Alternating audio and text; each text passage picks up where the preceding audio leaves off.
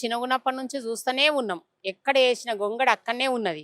అమ్మ ఈ కేసీఆర్‌లో కొత్తగా వచ్చిండు, తెలంగాణ గురించి కొట్లాడుతున్నాడు కదా అని మేమేం చేసినాము అందరినేసుకొని వంట, వార్పు, మళ్ళా రాస్తారోకో బేట నిరాహార దీక్ష నెల నెల కూర్చున్నాము. అందరిని తీసుకొని పోయి నిరాహార దీక్ష పేట్ బషీర్బాగే ఈ కొంపల్లి ఉంది కదా పేట్ బషీర్బాగ్ వాళ్ళే వస్తుండ్రి. సందీపాన్ బద్దం బాలరెడ్డి అన్న అందరు వచ్చిండ్రు. ఎమ్మెల్యేలు ఎంపీలు అందరూ మాకు రోజు ఒక్కళ్ళు వచ్చి ఇద్దరు ముగ్గురు వచ్చి సందీపాన్ తెలిపిపోతుండ్రి.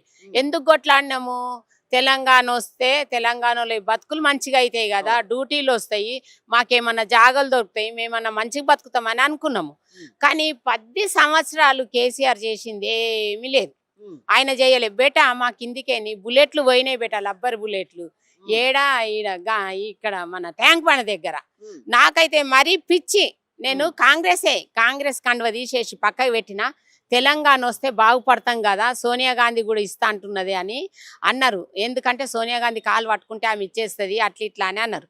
పాపం ఆమెను పోయి బతిమలాడితే అమ్మ నేను అందులోనే నీలం అవుతాను అన్నాడు. కాంగ్రెస్లోనే నీలం అయిపోతా అని అన్నోడు కేసీఆర్ అన్నోడు బేట. మేము అనుకున్నాం ఈయన ఎందుకు అట్లా చేస్తున్నాడు, లగడపాటి మధ్యలో వచ్చిండు కదా, వచ్చి అట్లా ఇట్లా చేసి ఆడ మంచం మీద వండుకోవాలి, అది చేయాలి ఇది చేయాలి అంత అన్ని ఇట్లెందుకు చేస్తున్నాడు అని లగడపాటినే తిట్టినాం. మేము తిట్టిన వాళ్ళము కేసీఆర్ని మెచ్చుకున్నాం. తెలంగాణ తెస్తే మన బతుకులు అన్ని మంచిగా అవుతాయని.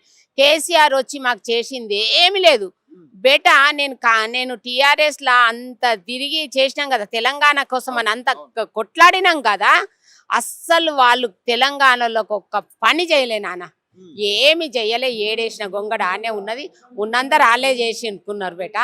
అట్లానే నేను చెప్తున్నా. ఎందుకంటే ఎంత చేసినా వేస్టే. 2 ఎకరాల 200 గజాల జాగా, 50 గజాల జాగా ఇస్తున్నాడు, 25,000 పెన్షన్ ఇస్తున్నాడు, ఏవి లేవు, అన్ని గంగలేసినట్టున్నది. అదొకటి